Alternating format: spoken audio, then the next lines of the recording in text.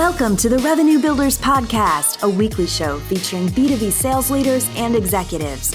Hosted by five-time CRO John McMahon and Force Management co-founder John Kaplan, the show goes behind the scenes with the people who have been there, done that, and seen the results.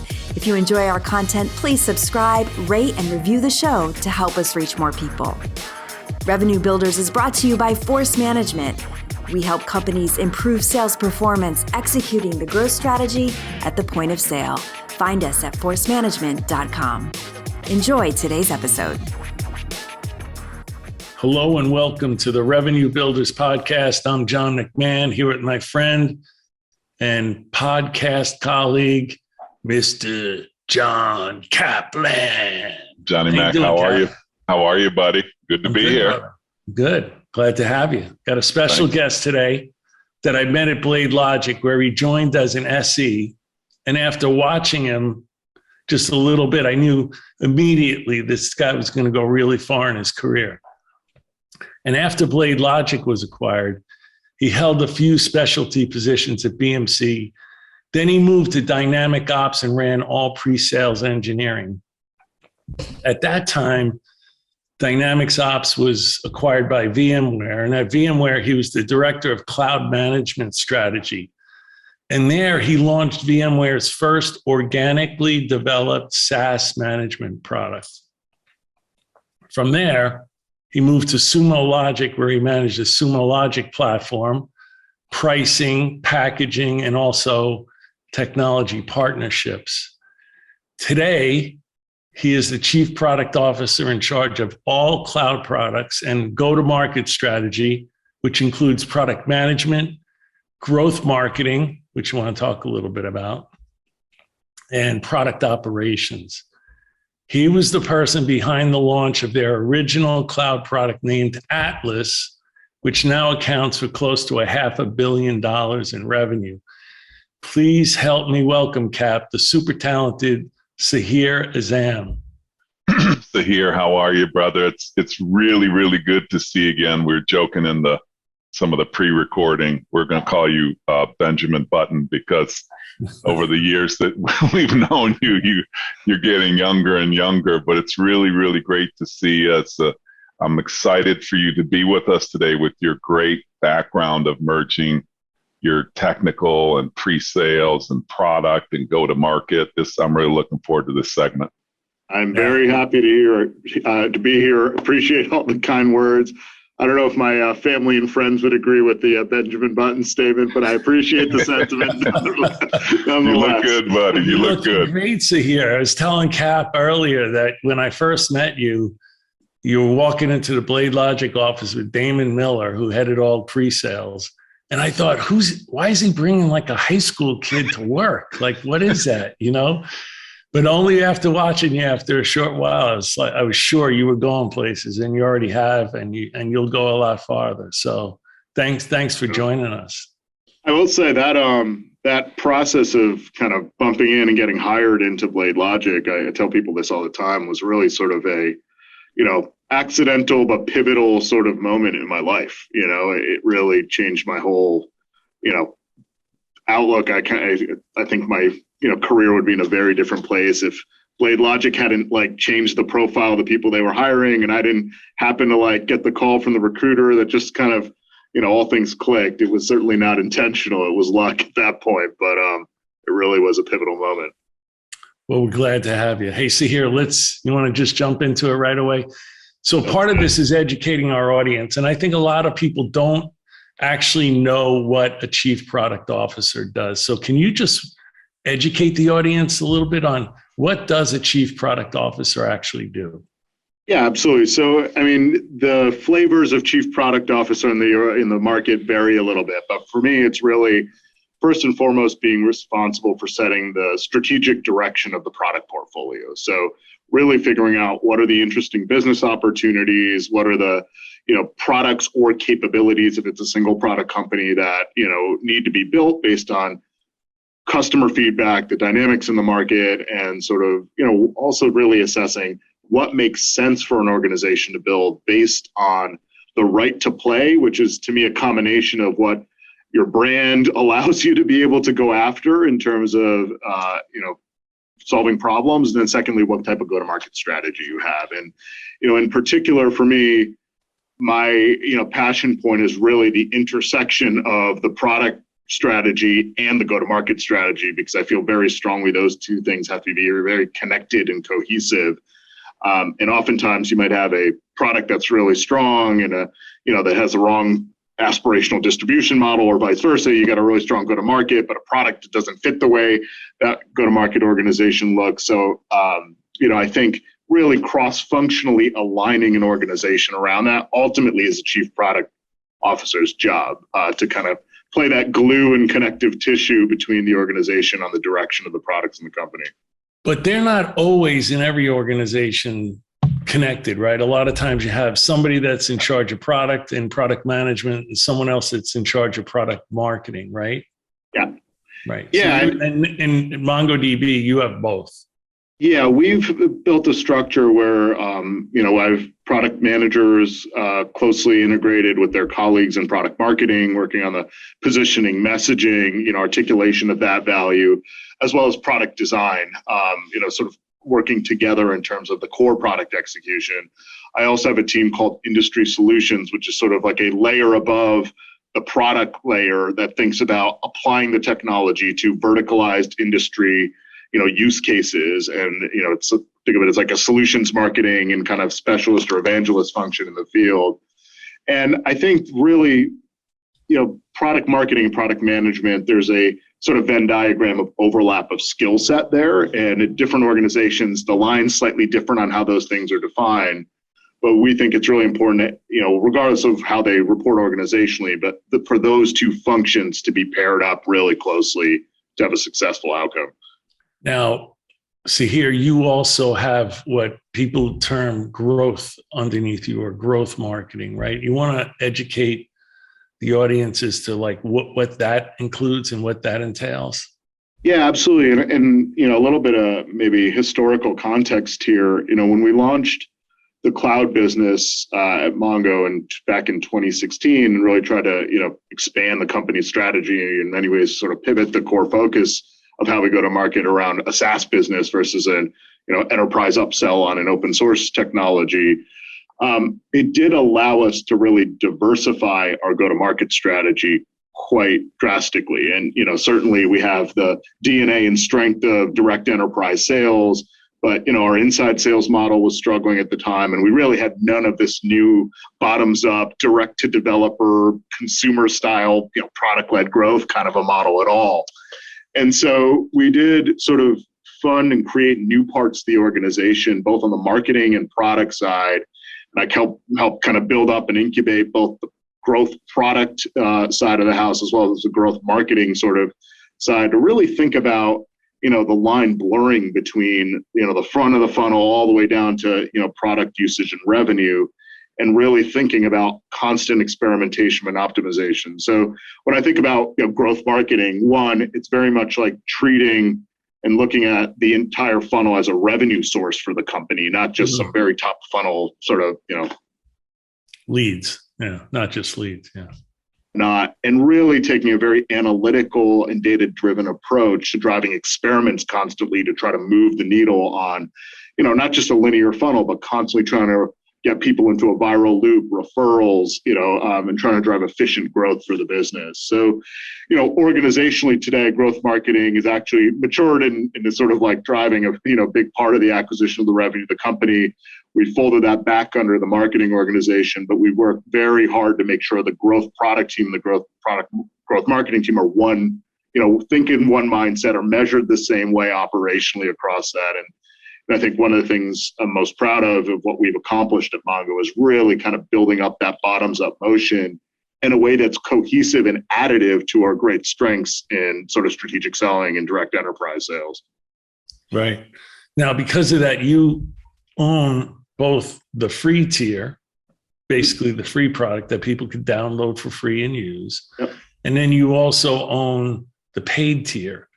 You want to talk a little bit about where people can actually download the software, pay for it, and they're on their way. Can you describe some of the challenges of having a free tier, paid tier, maybe where the line is drawn and those Sure. types of things? Yeah.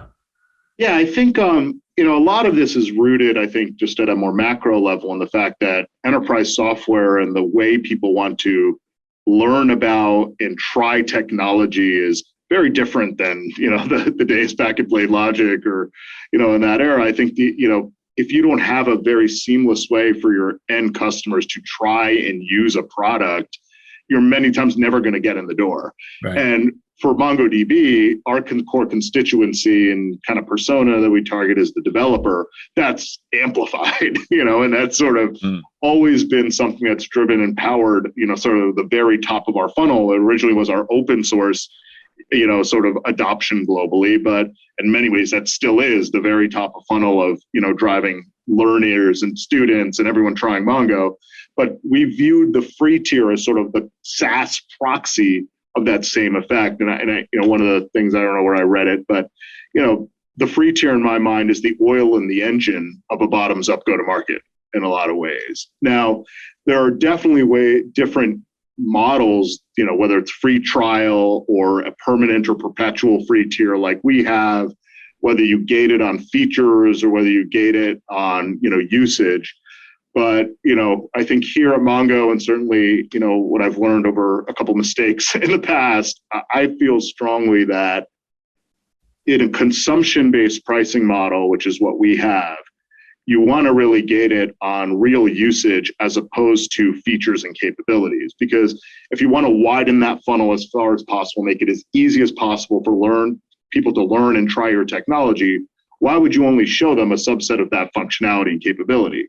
You want to show them the richest, most powerful experiences possible, and perhaps gate it on, it's development, it's dev and test, trying things out, as opposed to when things actually get to scale, when they're more willing to pay for you for the product. Now, that's not the only way it works. There are plenty of examples in perhaps other personas, other businesses where a free trial model makes sense, where you don't need long-term usage. But the dynamic with us is, we're playing a 15, 20-year game here. We want developers building their prototype apps, their side projects, staying connected to us. And that's why we've chosen not to have a free trial, to give a really rich sort of experience in the free tier as much as possible, philosophically, and then let the conversion happen through us nurturing deeper and deeper usage and, letting those apps mature to when they need to get, to something at some scale. Right. Now, Sahir, you touched on consumption a little bit there. And I think different people mean different things by consumption. So a lot of people mean consumption because the customer gives them a annual purchase order, and then they burn down credits. That's consuming credits.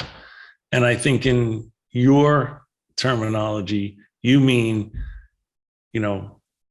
basically sign a license agreement, start consuming, and we're billing you as you consume, which is a different model than giving an upfront purchase order for a year and then burning down credits. Yeah, and I think at our scale, we need multiple models is the reality. So we have that sort of pure pay-as-you-go model, which is you come in, you get a free instance or a free connection to start using the database with very little in the way, no license agreement, just a click through, just normal standard legal terms, like you were buying some sort of consumer product, and you can get going. And then, if you need to go to a paid tier or, you want to go get to something that requires a certain scale, you enter a credit card, and then we just bill you in arrears on that consumption. And then, I would say over the years, we've matured and figured out, when to layer in sales assistance there, because you do have high value customers there that maybe over time do move to a commitment, whether that commitment is upfront and paid upfront, or whether it's just a commitment where you're drawing down on that sort of, commit in return for some discount. But fundamentally, it's a pay-as-you-go consumption-based model everywhere, from both the self-service business now even all the way up through the enterprise. And we've seen, scenarios where our enterprise sellers are saying, I want to get in the door. I want my organization, the customer, to start using this product. They don't have a really qualified project, but they're not going to buy on a credit card. So give me the ability to at least negotiate legal terms, security reviews, and all of that, even if they have a $0 sort of contract or $0 commit. And then, it's a bit of a license for the sellers and the CSMs and others, the technical staff, to basically go convince the customer to start just using the product with a lot of friction. And it's not that commitments, I think, are go away. It's just we're trying to move the commitment later in the customer life cycle in return for discount. So, and in return, we unlock just customer acquisition at a much higher volume. Right. And that's, it's a multi-year journey we've been on to evolve the organization towards really understanding how to make consumption integrated and create the right incentives, both internally and for the customer, to only go to a commit when it makes sense for both parties. But that's the model we've really sort of leaned into. And it's well done. You're really giving the customer the flexibility to buy, how they want to buy and try how they want to try. So Johnny, I know you're waiting to jump in here. So I find the MongoDB, I want to get back on the track in a moment, Johnny, where you go through career progression, because I think your background is just really awesome and amazing through pre-sales and product and go-to-market and strategy. And so we'll get there in a second. But the history of MongoDB is amazing to me, because when we first showed up there, when Dave first showed up there, that was an open source company that had an unbelievable following of developers. You had this huge community of developers. Back in the day, you're trying to figure out how to monetize it. And so it went from open source and then to an enterprise model, and then to cloud, which I'm going to come back and talk to you about later. And we talk about just how you kind of pulled that off. But one of the things that I find very interesting in the conversation is you made a decision from a product perspective to not make it about turning features on and off and make it more about consumption. There's a lot of companies that are trying to figure that out right now. Could you kind of talk about the pros and cons and the experience of the consumer? Did you get feedback from the consumer when you kind of landed on consumption? Give us a little bit of insight in that, as if you were speaking to an audience that's trying to figure that out. Yeah, I think the first thing to work backwards from is the buying behavior of your end customer, right? And certainly, there are products in the SaaS space, especially maybe at the application layer, that don't serve developers, aren't infrastructure layer like we are, where you can absolutely have feature-oriented packaging that makes total sense. And then you can have a free trial that then goes with a basic product. And then as it gets from a team level to an organization-wide, maybe you package that up as an enterprise offering or a subscription. And that is a totally viable model. Yeah. I think in our case, because of what really the large cloud providers that sort of leaned in with the, compute storage layer, there was sort of a precedent set to say, no, there's a way to do this, and where you're truly kind of much more of a utility-oriented model where you are really only paying for what you use. And that had certainly gotten a lot of traction with the developer and infrastructure technology players because of what the Amazons and the like had done. So in many ways, we sort of emulated that aspect of it and said, if we really want to be competitive long-term in a cloud database market or a cloud data platform market, we have to lean into being really frictionless. And the buying behavior in our case of developers is in many ways much more consumer-like than it is traditional enterprise buyer-like. And that was a big part of that driver. And that actually showed up in the open source model and still does today too, right? It's developers download the free technology, they play around with it on their laptop, maybe they even run it in production without any kind of commercial basis, but that ends up being sort of something that's a funnel. With our enterprise software, it's a much narrower, target audience because we're only dealing with large organizations. Whereas with the SaaS product, you can leverage that funnel and the value prop is so much stronger that you can target the whole totality of users as opposed to only the large enterprise, sort of customers. So that's really the dynamic. The challenges with the approach we've taken around, the perpetual free tier, the philosophy of trying as much as possible to make all the features, freely available in the SaaS version, And to be clear, we're not perfect there, but that's more a technical or engineering challenge at times versus a philosophy. That does come into play because, especially early on, there's this fear factor of you give too much away or we like our monetization opportunity. But I think, what's happened in product is not so different than what's happened in marketing. The classic marketing approaches of gating the content and like capturing as much possible information in exchange for like some special white paper or whatnot. That's kind of folded away. And now it's about, no, you write great quality content marketing, for example, and you syndicate and distribute it and videos or whatnot. And what does it do? It doesn't actually lower your opportunity set of qualified leads or revenue or customers. It just grows the whole funnel so much that the bottom of the funnel ends up being bigger too. But that's, it's not necessarily intuitive to folks. So in the beginning, there's the natural like, you have a free tier that's perpetual, or you have a self-service business. Where's my selling opportunity or upsell opportunity? But as long as you manage the channel conflict fine, and over time, I think the organization realizes that, it just makes the whole pie so much bigger. Yeah. In our business, the free tier and the self-service business source north of 50% of all of the Atlas ARR, which is, north of 600 million or something, even though the majority of that ARR now has a direct seller attached to it, oftentimes in a large commitment, as well. But it just creates one unified engine that every channel benefits from. It's not ultimately a cannibalization, it's an opportunity expansion. Love that. Johnny, why don't you take us for a little spin on, I'm dying to get into the career progression because I just think it's really diverse, and I think it'd be awesome discussion. Right, because all the different roles that Sahir has gone through and different experiences. So Sahir, let's start with Blade Logic. Come in as an SE. You said earlier it was like a foundational experience that kind of helped define the rest of your career. You want to talk a little bit about what you think you learned there that prepared you for any of your other roles in the future?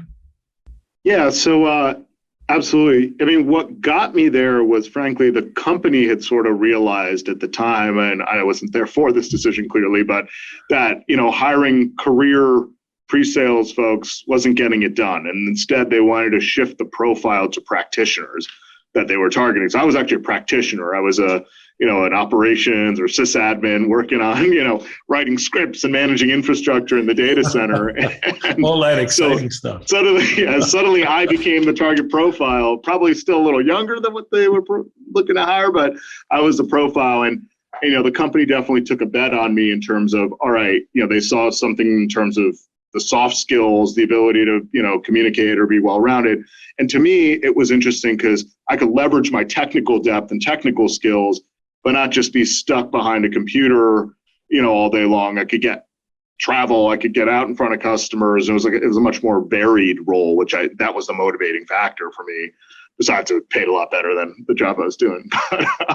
So I landed at Blade Logic, and I didn't realize at the time that I was sort of joining at the sort of, Harvard Business School of enterprise selling at all. But at this, when I quickly gravitated to sort of what is more succinct and clear now to me, but what is really the intersection of the technology and the business. Like, how do you take a complex technical problem, demonstrate value, build technical champions, and ultimately communicate that in a way that business stakeholders could understand? And I got enamored with the science of the sales process and really how structured that was. I really loved the competitive aspect. I loved the team aspect of I remember the VP, running a large deal, getting on the whiteboard and doing a qualification review with, Medic or MedPick at the time. That really energized me. Not only did I learn a lot,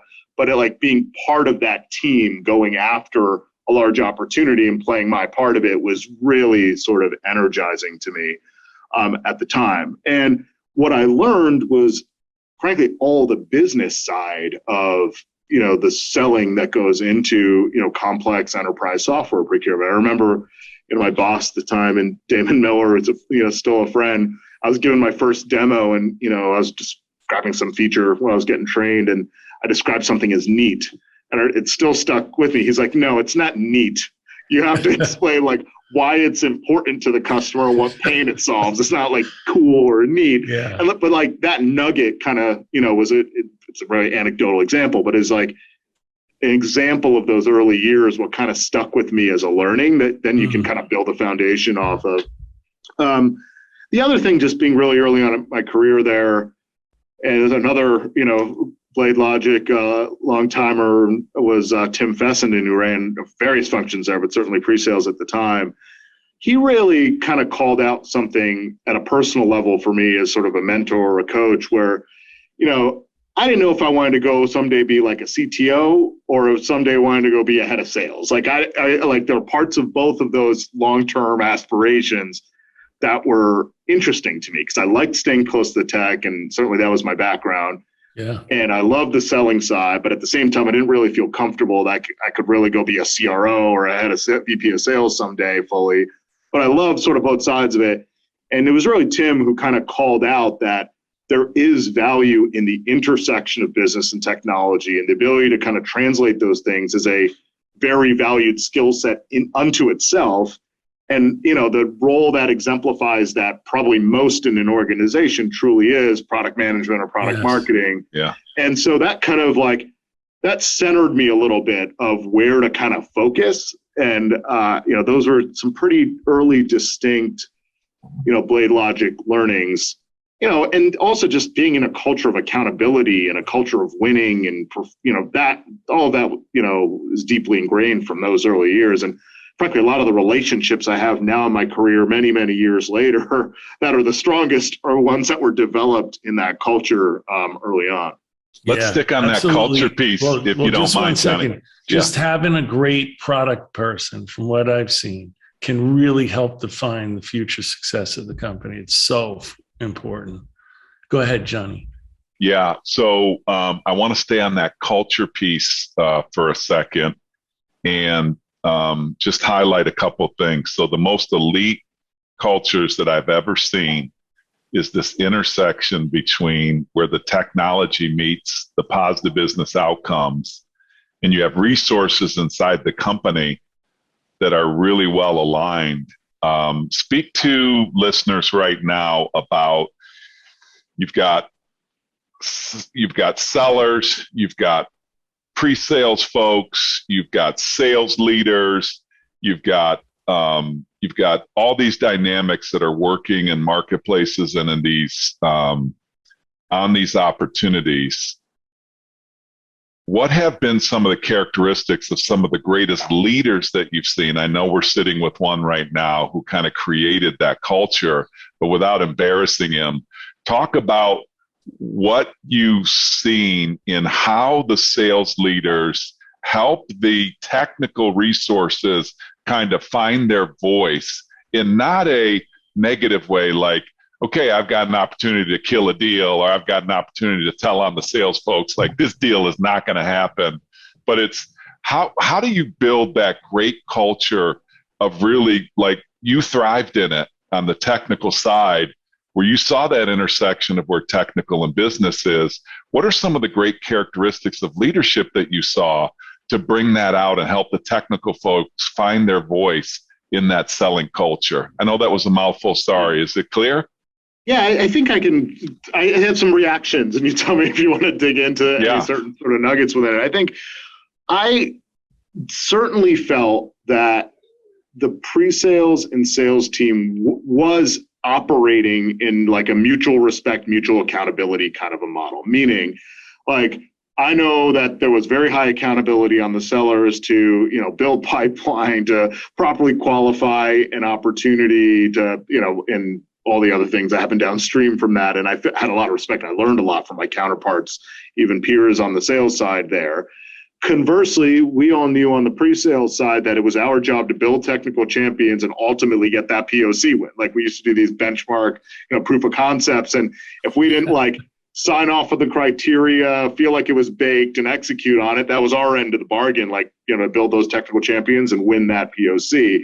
And so there was very clear would say, expectations around the role that pre-sales and the sales, team themselves played in that dynamic. And I never felt like it was just, I'm just a demo jockey or, got pushed around. And I think that was fostered by ultimately, in a lot of ways, the strong relationship between the pre-sales and sales leaders locally.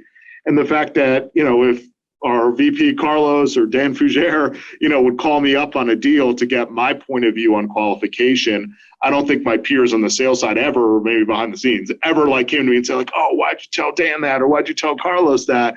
It was always whatever, he's seeing things that I might not be seeing from a technical lens of what's not going well. It's only going to make us better in terms of, all right, maybe we're not as far along as we are, or maybe there are others that we have to win over. So I never felt like there was a lot of tension there, because it was sort of clear accountability, clear responsibility between those two teams. And, you just build the relationship of knowing how to win together.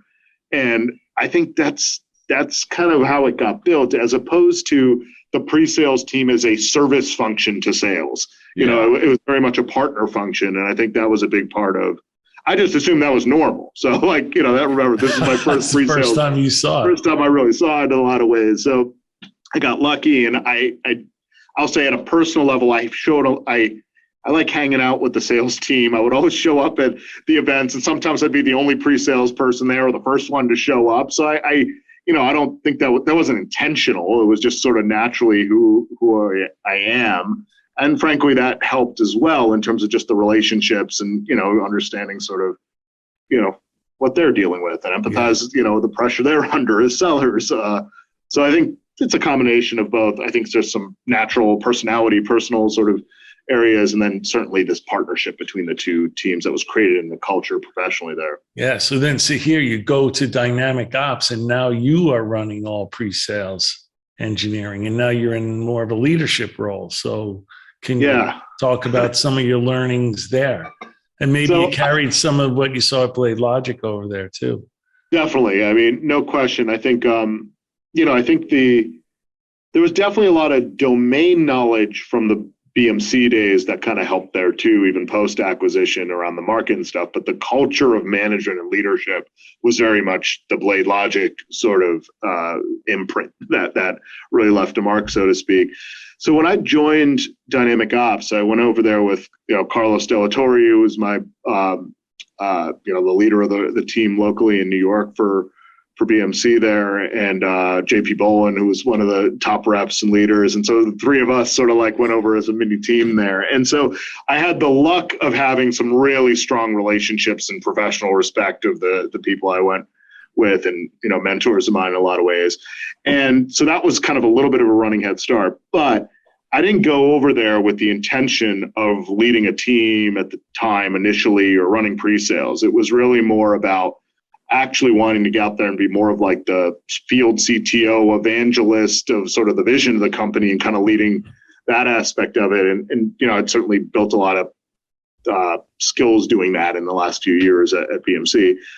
But clearly, Carlos needed somebody to sort of, be a partner on the pre-sales side, working with him and, helping him manage the pre-sales team and get it up to the level of rigor and cadence that he was, building up across the sales organization. So he asked me to take the role.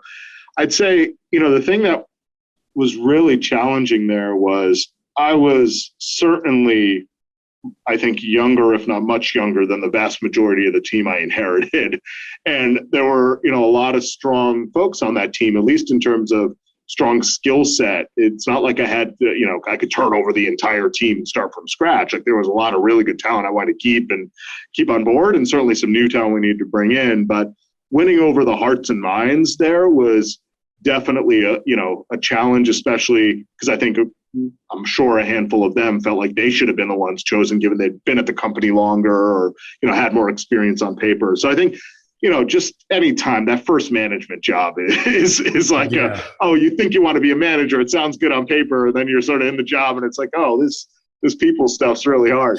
So, and you're looking I didn't have the opportunity. And you're all looking at you what am I going to learn from this guy? Yeah. What's he going to teach us? Exactly. And so, sometimes you get promoted and your team knows you and they're like, yeah, that makes an obvious sense. And you get to build a team from scratch. Those are the early, easier situations. This was the opposite of that. This was like, here's 12 people, something like that. Many of them have been at the company a lot longer, knew the technology more deeply, were more experienced.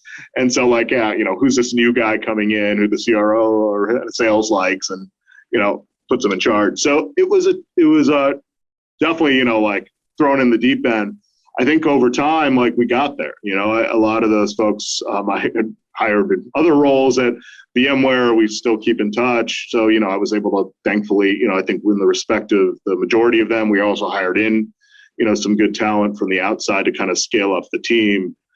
But, I think the partnership that Carlos and I had and JP and I had helped a lot there because we had a working model of partnership, accountability, and trust. Yes. That was the only thing that gave me the ability to get through the bumps and bruises of being a first-time manager and, raising the bar in terms of, process and execution and accountability and the pre-sales team there. Because you saw it once before, you knew what it looked like. So you had this vision of what you wanted it to look like. And even though there were struggles to get there, you knew what the vision was. Exactly. So yeah, go ahead. Yeah, I think, the reality at Dynamic Ops was we got picked off the market by VMware probably sooner than the three of us plus others who would join the company to really kind of revamp the go-to-market would have liked, for sure. So, I don't think we ever took it to the scale or outcome that we would have liked. Certainly, I think that was a disappointing sort of, we didn't get to really take this to where we wanted. Now, the flip side was the acquisition by VMware ended up being another one of those pivotal moments for me in terms of my own personal career trajectory. Though, as often, you can't see that at the moment, you can only kind of see it in reverse, right? Yeah, so I want to talk about that. What I'm noticing, and I didn't know before, is that comment that Tim Fessenden made to you about product really stuck. And now you move to VMware, and this is where you get your first, sounds like your first real taste of, product management. Work. You want to talk a little bit about how you made that transition from being the leader of, the pre-sales team to, moving into product management, and what with some of the things like, oh shit, I didn't know this is what this is all about. I would say there's a couple. So that, I think the sort of coaching and just sort of like that aha light bulb that Tim sort of set off in me, and like doubling down in this sort of intersection between, technical and business, that was sort of that nugget, and product being sort of the role that expresses it. I'll say, when we got acquired by BMC and I was there for a few years, there was this, mythical role of a GM of a business that sort of like, then was like, oh, okay. So product people who are really good actually own a P&L and a full business, sort of end to end, even if within an organization. So that kind of got layered on. I kind of learned about that at, more at BMC and what that role looked like. So it kind of like sharpened my conviction in product and needing to get into that job, because I saw that product, successful product folks can really kind of move up in an org and have a really impactful general management sort of business role over time. So that kind of like was the, should say, in terms of career wise. So when we got acquired by VMware, I really just got lucky to, really click and build a strong relationship with the general manager of that business unit at VMware that acquired us. We started talking through roles and what I, wanted to do. And I said, listen, I'll move out to California, which was where, VMware was headquartered. And, I felt confident that I could help him get the new acquisition successful in the field, and, and just in general, the products and the management, portfolio was a budding part of the portfolio, a couple $100 million in this, giant vSphere business. And we needed to get it to, $1 billion of revenue in the next 2 years. So I knew how to work with sales. I knew I could be great in front of customers, build sort of a tiger team of specialists or, sort of evangelists. That was my sort of contribution of what I could give back to the company post-acquisition, as well as obviously just educate the product leaders and PMMs on what worked at Dynamic Ops and what makes it special.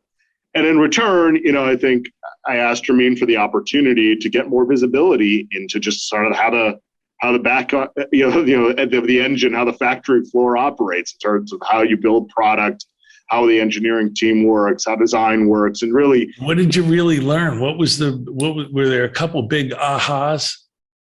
Yeah, I mean, I think the biggest thing for me was learning how to keep a engineering team motivated for a product and a vision that, honestly, I have a somewhat much easier job of that at MongoDB because we deal with developers, and developers are at least building for their own sort of instinct. But at most other companies, you have to get the development team to really understand who you're building for at a deep level and motivate them, to do that. Not just like, here's the clear requirement of what you need to build, but, to be able to attract and retain talent, like that skill of not just evangelizing to a customer, but evangelizing, documenting clearly. And it's different with engineers than it is with customers in terms of how you have to get that vision across in a credible way. That was a lot harder than I expected. And then I think the other aspect of it was the thinking and, sophistication around how do you articulate a business case and go advocate for resources and investment internally. That was definitely like a huge learning point because we wanted to Tiger Team this new SaaS product, and SaaS was really early at VMware at the time. That alone was controversial, but then competed with a more traditional enterprise, larger heavyweight product. So how do you go get buy-in in a somewhat politically fraught sort of situation where you're proposing something that maybe hurts someone else's product, and then go build the business case up to go make the case and get the approval from the general manager and the executive team to make that investment.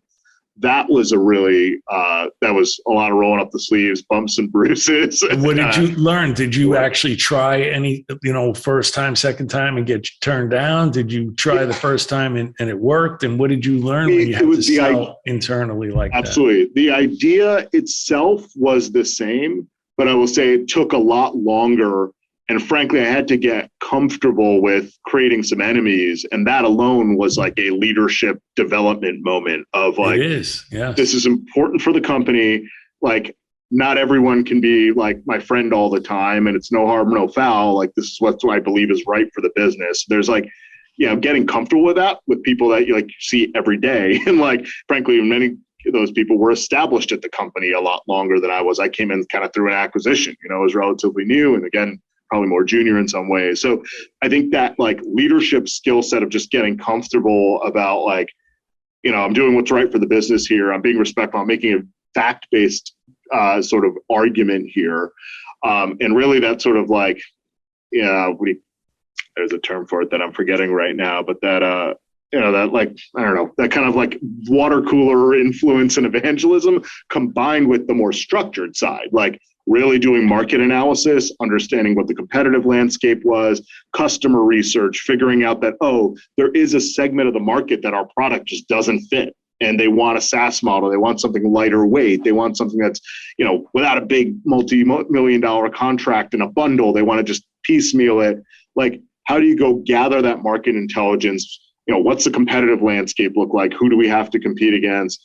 Then how are we going to distribute it? One of the things I learned at VMware was how to deal with a much more multifaceted go-to-market structure than just top-down enterprise selling from BMC, for example, or Dynamic Ops. So do we distribute this through partners in a channel-led motion? Is that the better way to get this to market? Do we try to go get the hearts and minds of the enterprise sellers that are selling the mainstream products? How much? How do you? And then you have to get buy-in from those channels also to see if they want to sell your product and what's their viewpoint on the product, right?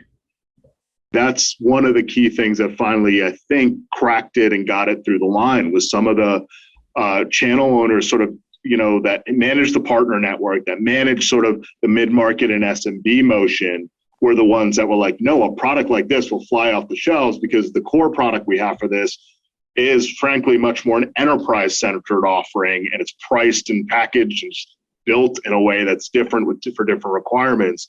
Even though the feature list is somewhat overlapping, the reality is this product doesn't scale down market, is what they were telling me. And so they became advocates, which then gave us the the go ahead to start piloting. It must have been scary because you're trying to weave your way through this, very big enterprise that you've never been in something that big before. And now you're trying to build this business case. You might be stepping on some people's toes. You always have the naysayers. You have some people that are the immune system that's trying to kill you off. There's an immune system. And then you're thinking, I'm putting in all this work, and is it ever going to get approved? Right. I mean, that was a real challenge for you.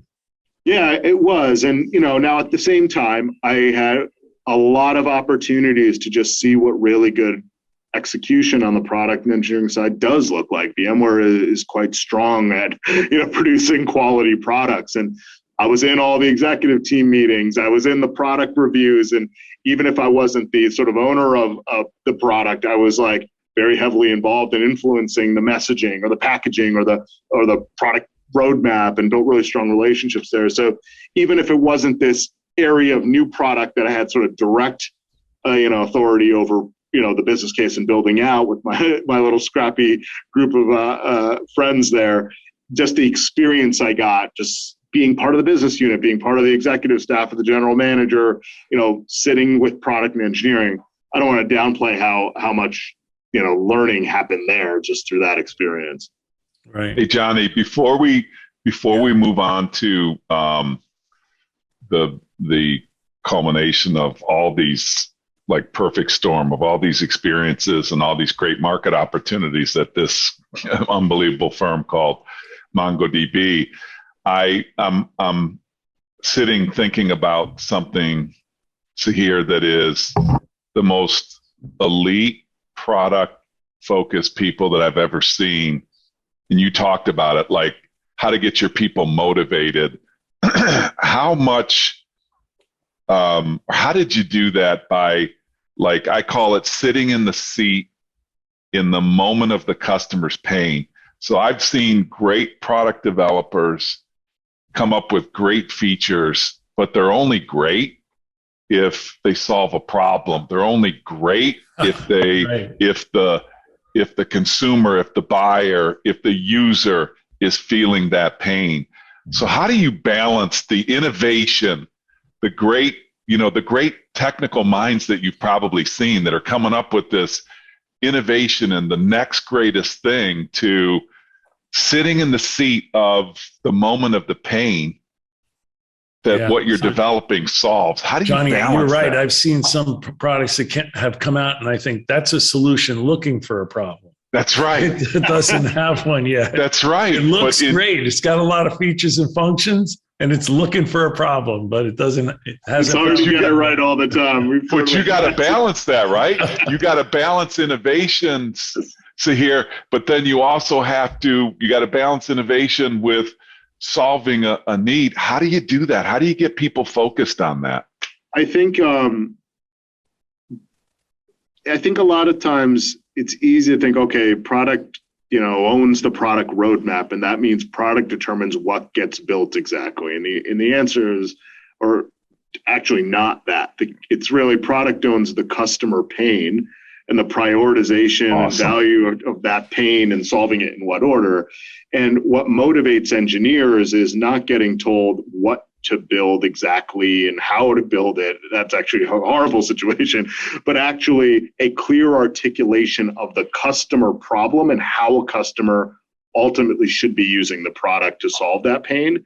Because what that then does is it frees up the engineer's creativity and technical brilliance to go solve the problem, and not just, the obvious way. We say this all the time. Like, the customer thinks they want a feature, and they'll document exactly how they want a feature. Yeah. And a great product manager doesn't just take that for granted and say, we need this feature or this button this way that acts this, and this, behavior. It's really discovering the underlying pain and the requirement, and then bring that requirement back to the engineer. Now, sometimes the answer may be exactly what the customer asked for.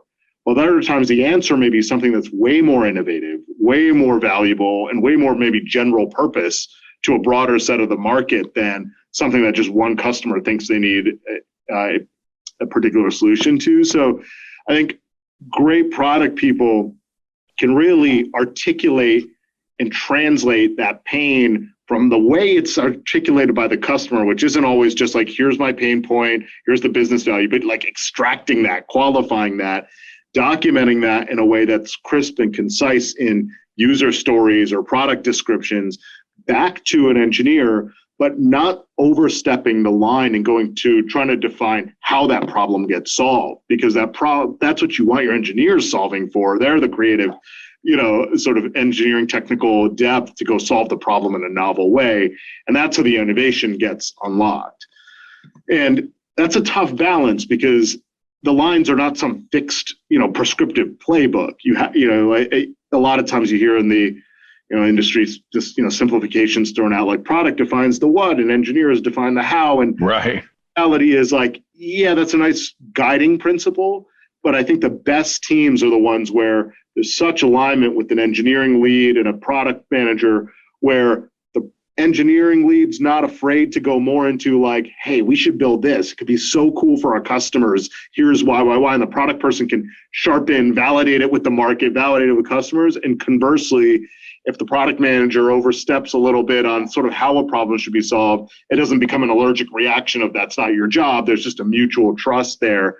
That creates, in my opinion, sort of on the inbound side of the role, the most cohesive teams, is that sort of like everyone knows their role, but there's a natural overlap of trust built there, and everyone knows sort of what you're solving for. And the product manager has a big job in making that clear in terms of the problem you're solving for and what you're going after in terms of the end customer. Johnny, we're talking about this topic of alignment here, which is a really good segue. Because when I think about alignment, I really think about, MongoDB and the incredible things that you all have done in that company and in the marketplace. But you talked a little bit about product and product marketing. I want you to bring in go-to-market. I want you to bring in strategy. I want you to bring in, when you think about alignment and you think about the importance of alignment, what advice would you give to companies as it relates to making sure you got that nailed? Yeah, I don't think there's any like magic here. Some of this might sound obvious, but I do think it's basics that sometimes get forgotten. And yep. And it's never I think the leaders at the top, especially or your peer group in a company, that idea of that being the first team and your functional team being the second team, in a lot of ways, like, sounds very obvious. Every sort of team building coach in the industry will tell you that's the aspiration. But I think that's really important, because like if you can't get your peers to feel like, okay, this is my first team, they're the ones I lean on, whether it's my level, it's the I lean on our CRO or our CMO or our CTO, as peers. I think of that sort of as my first team. And then the function I run is, and I don't mean this in a negative way, they're the second team. Like I have to think of, sort of the alignment that starts at the top. And that's where I think a lot of times things get fragmented and this happens at every level. I'm just using it sort of at the exec level here at Mongo. But I think I really, really, really focus within my own teams at making sure each layer needs to work together, very closely and be first team. And it's not always easy. And I'm not saying it's perfect by any definition, but I think that unlocks a lot of alignment. Because if there's not like competition and, sort of fragmenting agendas at a particular layer, it makes everything else underneath those functional leaders so much easier to execute on. Now, that takes intention, the organizational structure doesn't enforce that. The organizational structure enforces the opposite, where you become much more functionally aligned. You spend more time managing your team and make sure they're executing on their part of the puzzle, which is obviously crucially important. But I do believe that intentionally making sure that at any different layer, that peer group is a real team, whether it's first team, second team, or just in general, a real strong team, and there's alignment and openness and trust there is sort of a big part of alignment.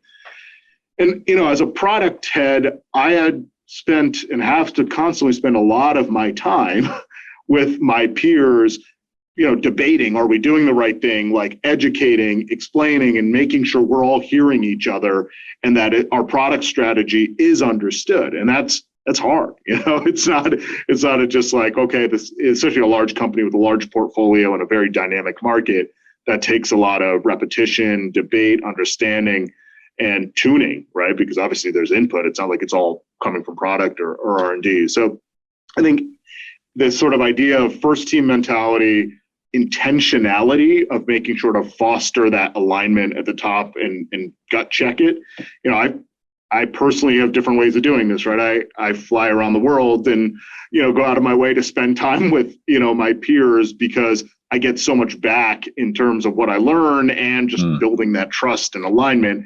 It's really hard to do when you're always just in sort of like an operational meeting, checking in every week on things. So, everyone has their different tactics, but that's my way of being intentional in one aspect of that, of alignment. And then, in terms of product specifically, as a CPO, a lot of times in a technology company, which is obviously probably natural, great product leaders do come out of engineering, but then they have trouble really, and maybe they become, they go to MBA, get an MBA, and become like really solid business thinkers. But just having great business thinking and deep technical background doesn't necessarily give you empathy or understanding of how complicated executing a go-to-market is, both from the sales or marketing side. And so I just happen to be lucky because of my background to have, been in some of those roles, had to roll up my sleeves and fill in for some of those roles where it was absent in some cases. And here at Mongo, certainly we've had various transitions in some of the teams. I've run big parts of marketing, to varying levels of success at different times. And so like, you just build that empathy of, okay, now like I really understand as much as I can how these other functions need to operate, what's important to them, what's hard for them, so that if I need to get a new product rolled out, I can think more holistically about the entire value chain and what it needs to be, how to get things across. And this is not like perfect or easy, but I have this idea of sort of a 360-degree product manager or product marketer. It's kind of a cheesy tagline, but what I mean by that is you need people who are skilled and energized by being in a meeting 1 hour with finance, another hour with marketing, another with a customer, another with sales, another with operations, and on, all in the same day. And that takes a lot of skills to be credible to be able to do that, let alone have the energy and be energized by that context switching as opposed to, drained by it. So that's sort of some of the characteristics I think great product people need to drive that alignment at any layer of the organization. Yeah, and you're saying what helped you is you had been in so many of those roles, so you could empathize with the position that they might be in. Yeah, and the relationships to some degree. And, when I first joined MongoDB, it was a much smaller company. So, alignment was me walking around the office, at the end of every day, doing my rounds with every single team, checking in on how things are going. And then, flying around the world, spending 200 miles a year, getting in every deal, every QBR, running every enablement session. It's a very different company at a much different scale right now. So like the adjustment I personally have had to make and we've had to figure out at the organization is, okay, now we're 4,000 people. It can't just be, one individual flying around the world, winning the hearts and minds. How do we make this more programmatic? So that became the learning for me of how to influence my peers and how to really get buy-in from the leadership and hold them accountable of, helping drive their part of the organization. And that's a two-way street, obviously. So, it's a very different thing driving that alignment and launching a new strategic initiative at 4,000 people than it was launching Atlas actually at 500 or 600 or whatever we were. Yeah, and that's where I want to go right now. So I want to go back a couple of years. MongoDB had, an on-prem product, right? Everybody was going to the cloud. You were going to come out with Atlas, and the sales force was scared. They didn't really understand it. They thought, okay, they're going to come out with this product that, is in the cloud. People can download it, and they won't need us as salespeople. So there was that. When you talk about different constituents that you had to go sell to, talk a little bit about, launching this first major cloud product, which is done phenomenal in the market, unbelievable. And then some of the challenges, when you look back as to, some of the challenges of launching Atlas. Yeah, absolutely. So I think, we've been very fortunate. I don't think, the success we've had and the growth, the trajectory of the product is really so, we're very lucky. I remember signing up for that first plan in year one of, 15 or $20 million in ARR or something and being like, man, if we hit that, it's going to be awesome. And now I look back, it's like, this is crazy. So we've been very lucky with good technology and a great market. But in terms of going back, I think there were a few things that kind of stuck out and were kind of challenges that, one, we did recognize that SaaS, and I lightly touched on this earlier, would be a way, it's not just another product priced in a different way, on the shelf or another SKU. It's fundamentally an opportunity to really diversify the go-to-market, which is what I touched upon earlier. But I believe this even more so now. It is a company business model transition and transformation. It's not you have your on-prem business, launch a SaaS version of the product, and 90% of things stay the same, except for maybe how you build the product or price the product. No, the entire company needs to change in every function, one way, shape, or form. And so I think the ability to do that, one of the decisions we made early on was to not really treat it like a fully formed, independent kind of business unit.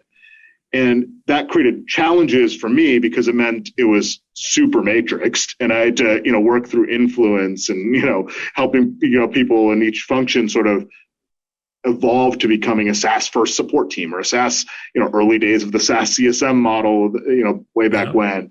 All those aspects. So, I think having that mindset of, okay, this is a diversification opportunity for the revenue and how we go to market.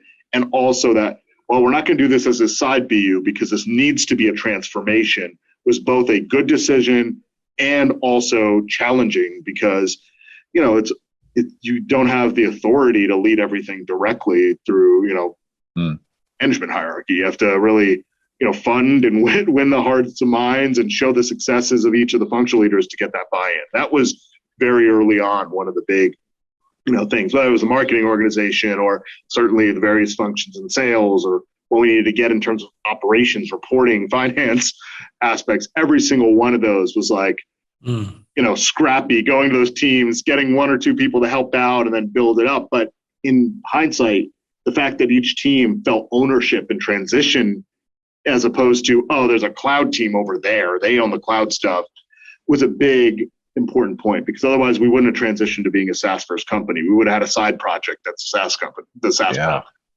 Because the enterprise software business was successful. It was growing. It still is growing really well. Right. So I think that was a challenge, but also a good decision to just kind of pay forward some tips there. I think the two go-to-market oriented things that were really hard, I think, but it paid off really well was certainly, John, you talked about sort of getting over the belief and fear factor of there's a self-service version of this product. I'm used to selling to operations. Now you're asking me to sell to the development team on a very different value proposition. It's an early product. It doesn't have all the features I'm used to saying are important to enterprise yet. And I'm hitting my quota on my enterprise software product, frankly, you helped a lot there in terms of driving sort of the right incentive structure and getting that attention on the team. And, I think having the support of Dave and, you from the board, being able to say, no, this is strategically important for the company. We're going to put our money where our mouth is to drive the right behavior and get attention on it, hold the, leadership accountable.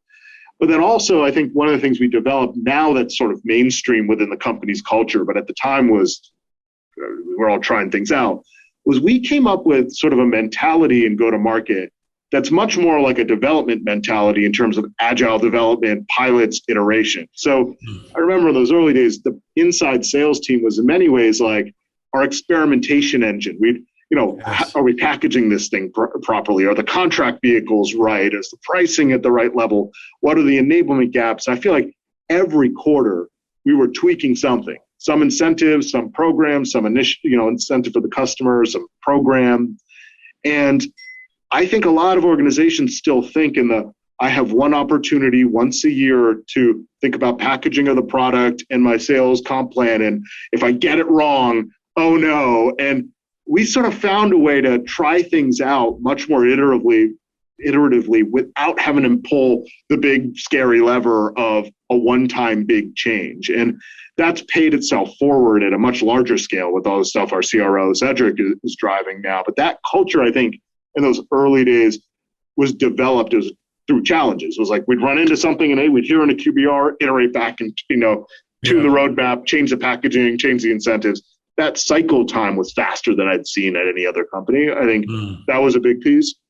And I think just it goes a long way when you're like, I think show people you're in the boat. So like being in the deals, not just like, here's the right messaging and here's the packaging and call us if you need help, but literally like being in the deals, like on customer calls, strategizing on how we beat the competition, working on deal reviews. As you know, most people don't expect that from a VP of product, but like myself and some of the folks on the team that are still at the company, that was the mentality we had. We're like, we're going to be part of the sales team selling these deals. And that won a lot of buy-in. And it was, it didn't happen overnight, but that was a big part of it. The other on the go-to-market side, the big rock, and John, you were also very involved in this, was we knew we had a self-service opportunity. But the easiest way to think about it now is we had a website that had a fair amount of traffic because MongoDB is popular. And we had an okay enough product to get started on a credit card. And we kind of glued those things together. And somehow like revenue started flowing in. We had like no idea how to go scale a funnel, optimize a funnel, understand the data of how people are flowing through, what experiments can we run to, really grow it. It was just sort of like growing because like we stuck two things together. So, that created a lot of reorganization and, focus in the organization. We brought in new skill sets and learned how to really be this sort of product-led growth SaaS business the hard way, of trying and reorging and getting new team members and creating new teams in engineering all the way through marketing. And all the way through client success, customer everything, support. The whole thing. Completely change. Yeah. Not done. Like there's so much room for innovation in this market. Like I think that this is like in B2B businesses, this idea of a consumer oriented style go to market is still very early days. And I do think very happy to like have pulled off the level of sophistication we have here, but we are constantly innovating and trying to push the ball forward there. And, I came from enterprise sales and that, sort of distribution model. So this was not something that I had done it before. I had to kind of bring in the people and, really just learn and really dig in deep to get that culture, the people, that process going. And in the early years, it was sort of independent. It was like we had the self-service channel and we had our sellers, driving migrations or new deals or new business going out there. But I think the last couple of years, it's really been the intersection of those things and how do we make those? And we've really kind of created a bit of a flywheel effect really there between self-service driving the sales, acquisition model and identifying which customers are the ones that we want to put attention on as soon as possible and nurture them ultimately to, multi-million-dollar contracts. Unbelievable. Johnny, you want to... So many nuggets. You want me to summarize? Because I'm feeling like we could keep going. I know it. And I feel like, unfortunately, for people that don't know Sahir, like we could absolutely keep going down this road for like 2 more hours, but it's been over an hour. So we might have to have him back and you might have to do a little wrap up. Because there's a few deep dives. Matter I'm being long-winded, but no. Excellent. Unbelievable. There's a few deep dives that maybe we'll come back to. I want you to think about this and just be ready when we come back to you. The role, and you said a dual accountability, a dual accountability to the, I'm just going to take it, Johnny. I want him to answer this. The dual accountability of the seller. I heard what you said about the accountability of the technical resources, but how about the accountability of the seller that's got this mentality and might even have a mentality from the company, show the product, show the product, show the product, and then a freaking miracle happens. Like, that drives me nuts. Like, we're supposed to, we show the product and then a miracle happens. What advice would you give the sellers that might even be in a company that are saying, hey, just show the product, show the product, show the product, on really how to take a good reflection to say, okay, I know there's some pressure. We got a great product. Show the product. We're going to show the product. I've got great technical resources. I've got to have them show what means the most to the customer. Would you sit in that seat for a second and just talk to our salespeople out there that are under all this pressure to show the product, show the product?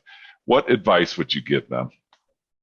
The first thing that comes to mind is solid discovery. Because if you're showing the product just in a generic demo, like, yeah, maybe you get lucky and the customer's smart enough to latch on to something that they get excited about and it progresses to the next meeting. But your chances of having a higher hit rate of really resonating with that customer goes up drastically if you've done solid discovery, prepped your pre-sales team. And I would say actually bring your pre-sales team into those discovery calls if you're early on, you're still developing your skills, like, and say, like, I don't need you showing a demo here. I need you, like, digging into these technical areas to see if we can find some pain. And, you know, and really treating that discovery exercise once you land that first meeting as a team effort. And it's only going to make the show the product later on much more customized and much more likely to land and have a conversion rate to the next step in the process. So, you know, top of mind, I think, like, there's no shortcuts. Like, really, you know, go slow to go fast. The old slingshot kind of analogy, pull back, is, you know, early in the cycle is good discovery, good deep discovery, understanding really where the nuggets are, because that's going to allow your pre-sales engineer to do a much more targeted and impactful demo. And frankly, it's more interesting for the SA, or pre-sales engineer as well, because they're not just like, here's the script, boom, I'm like, you know, going through the motions. Yeah. It's like, all right, I got to customize it in this way. All right, when you say this in terms of pain, here's the snippet of the demo, you know, that I'm going to show that lines up to where you're playing back from a business problem and pain standpoint. So it becomes a sort of alchemy between the rep who knows the pain, the essay's already been prepped or been part of that discovery, and then a customized demo against that. And the reality is the demo's rarely ever 90% customized. It's really that last, you know, you have your standard stuff, but it's that last 20%, it's the last 30% that if you tune it right, sequence it right, cut out the stuff that's uninteresting, it just, you know, nails the customer. The customer's already steeped in the pain because you drug them through the glass on discovery. Love it. So it lands. So that's the number one. They think the product is made for them versus, you know, show us the product. And you think, well, if I showed you all these features and functions, it would take 5 hours. Do you have 5 hours? No. Okay. So let us ask you a couple of questions.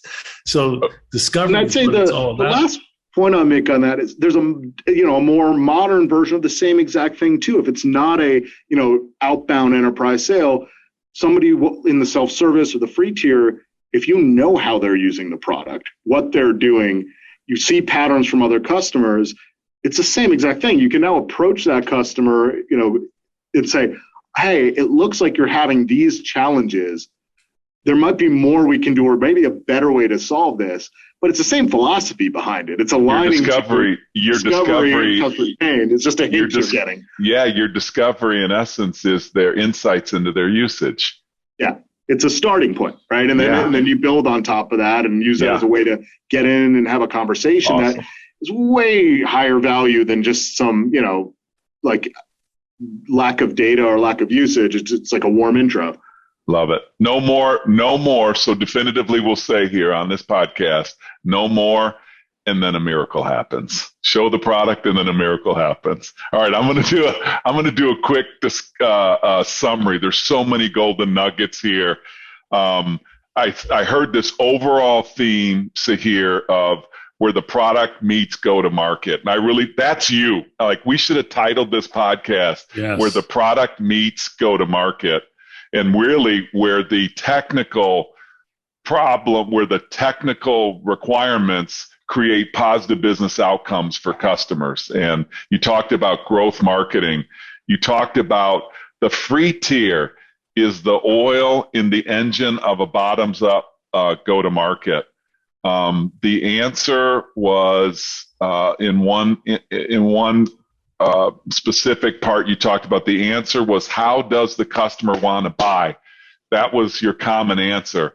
When trying to figure out what are we trying to create, what are we trying to innovate, let's first look at how does the customer trying to buy, and what are they trying to solve? What problem are they trying to solve? You made an interesting analogy with an abundance mentality versus a scarcity mentality when thinking about what features you give away, what features do you hold, are we giving away too much? That really resonated for me because I see a lot of companies struggling with that.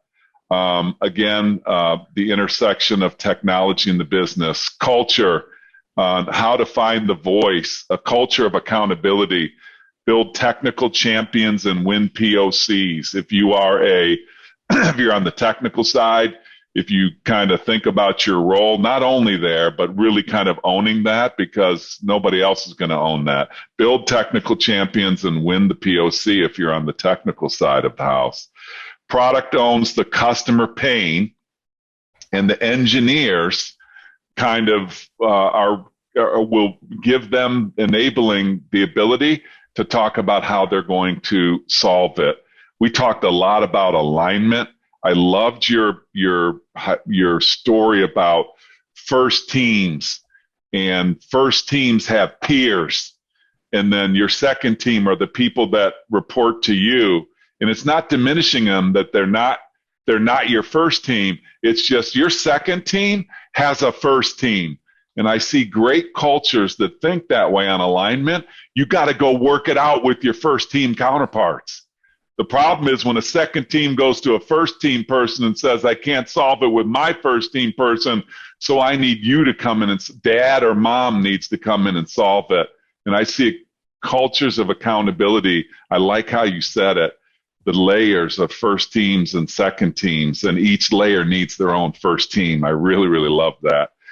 You talked about, I loved it in the cloud business, leading without authority in that matrix organization, which really helped you launch the cloud business, but also not kind of put it off on the side. So it wasn't perfect.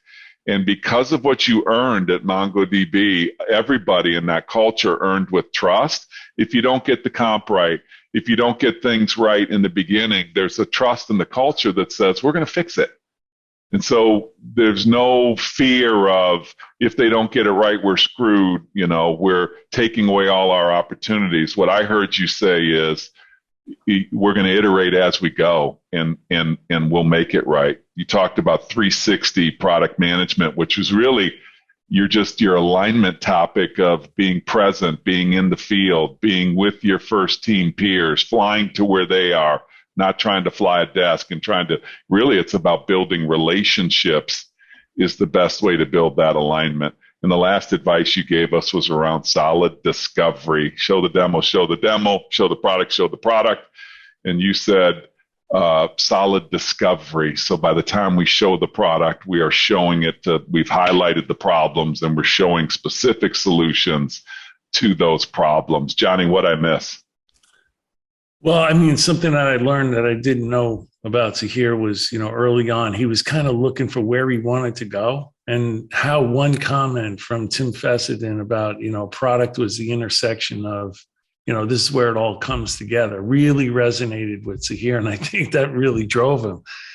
The second one was, these days you see a lot of people that are like title hungry, and they're a little too anxious, and they want to go up the ladder really, really quick.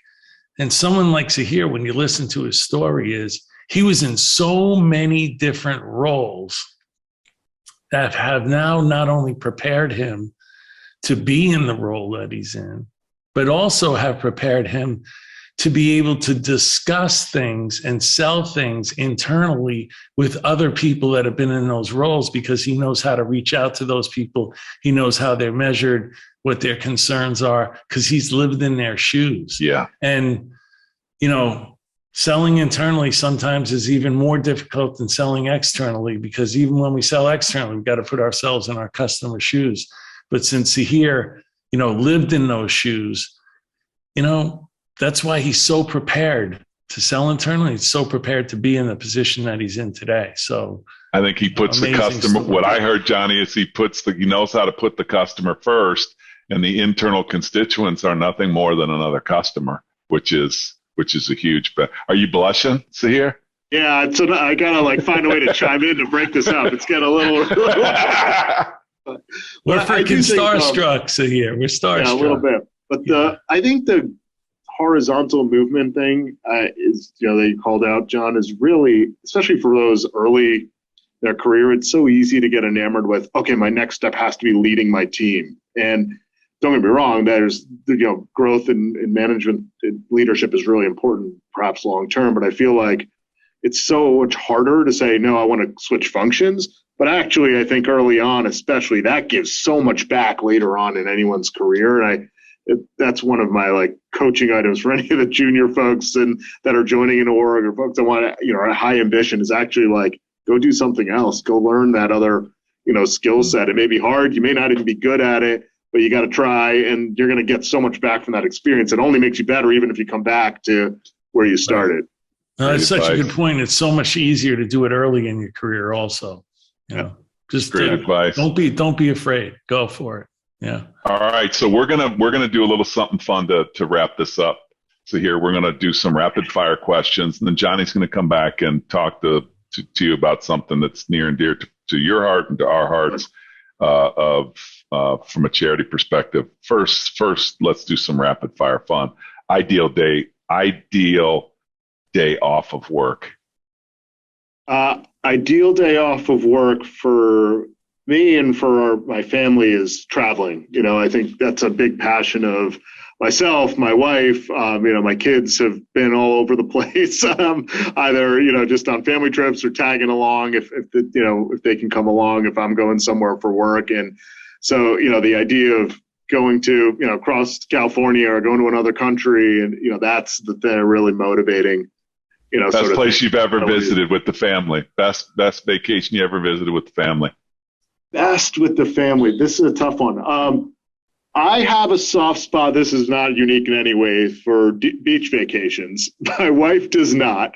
So we end up more often than not going to big cities. I'm also a city person. So we've been very lucky that because of my work travel, and my wife grew up and spent some time in Europe, we spent a lot of time in both London and Paris. Awesome. And I'd say every time we go there, it almost feels like we've been there enough that it feels like you've settled right into some of your favorite spots. You're doing something new. It's not like it's some big new, stressful adventure. It's just sort of all right, we're back. Let's go to some of our favorite spots and the things we like. So I think those two cities in particular. Love it. Favorite meal?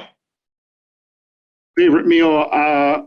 I'm a Jersey guy, so it's probably some combination of pizza or pasta. That's common. That's been common. I thought you were going to say Philly steak or something. Philly cheese. I like that too, but I'm probably central north more than I am central south Jersey. Right. So. But yeah. How about a favorite movie, brother? How about a favorite movie? Favorite movie is maybe this one's a little unexpected, but Casablanca. I know it's a very popular movie that a lot of people love. You an old romantic, huh? I'm actually not at all, but I love that movie. I just think it's got it's got the certainly the complicated love story, but it's got the geopolitics and World War II, the Nazis, and it's got the exotic Morocco thing going on there. So it's got I really love that movie. It's one of those things I can put on any time. And, it's I never get bored of it. I love it. Hey, Johnny, would you kind of set this last one up for us on the charity? Yeah, so here, do you have a favorite charity that you like to give to or you think about? Sent this across. I really appreciated it. So for me, unfortunately, I lost a close family member to suicide. So for me, that's sort of one, cause. And there's many great charities certainly focused on it. But if you look at kind of, mental health right now and suicide rates in the States and all of that, the numbers aren't really looking good. And certainly the personal, situation, connected me to that. So for me, there's an organization called the JED Foundation that focuses on mental health and suicide, especially in teens and young adults. And that is a charity I've contributed to. Certainly not the only one going after that, that challenge that we're facing, but that's the one. Well, we'll make sure we put that in the show notes. Amen. Amen. Hey, Sahir, I'm gonna say thank you to you. Thank you for being so prepared. Thank you for being a great, on the selfish side, for being a great person to work with. On the force management side, we've had just unbelievable outcomes with you and your thought process. And so we just thank you for all that. Thanks for taking the time with our listeners. And you knocked it out of the park, dude. I appreciate you tons. Thank you, Cap. I really appreciate it. Very grateful. Thanks for doing this. Thanks for being it's my pleasure. Friend. Really appreciate it. To be in a conversation with the two of you on this stuff is humbling. So I do appreciate it. Thank you, guys. Appreciate you tons. And thank you all for listening to Revenue Builders. Thanks for listening to today's episode. Be sure to check us out at forcemanagement.com.